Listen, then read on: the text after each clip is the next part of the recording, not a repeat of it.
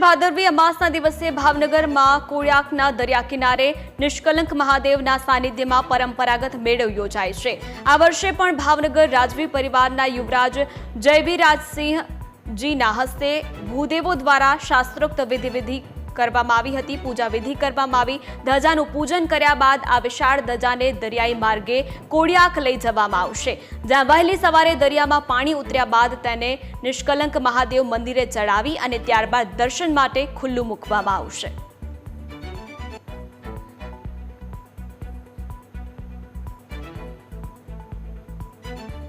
મહારાજા સાહેબ વખતથી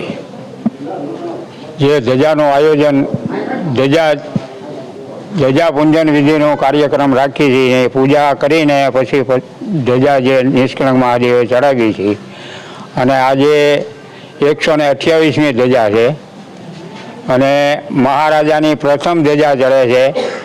અને પ્રથમ ધજામાં જે નેક મહારાજાનું આટલું વર્ચસ્વ છે કે મહારાજાએ જે અર્પણ કરેલું છે એના વિશે તે આજે પ્રજા એને ભૂલી શકતી નથી। જેમ સાહેબે કીધું, બાપુ કીધું, પવિત્ર શ્રાવણ માસ છે અને એમાં પણ ભાદરવીની તારીખ છે, ત્યારે પરિવાર દ્વારા અને સરવૈયા પરિવાર, આપણા અન્ય રાજપૂત સમાજ અને ભાવનગરના તમામ નગરજનો મહાદેવને પ્રાર્થના કરે છે, શ્રદ્ધાળુ ભક્તો છે, ત્યારે આ જૂની પરંપરાઓને ધ્યાનમાં રાખીને સાચવીને આજે નેક નામદાર મહારાજા સાહેબ અને મહારાણી સાહેબની શુભેચ્છાઓ છે। એ બંને આજે હાજર નથી રહી શકતા અન્ય કામને લઈને, એટલે આજે હું અહીંયા ઉપસ્થિત છું અને એટલું જ કહેવા માંગુ છું નગરજનોથી, જે આ જૂની પરંપરાઓ છે, ઐતિહાસિક પરંપરા છે, એ આપણે જળવાઈ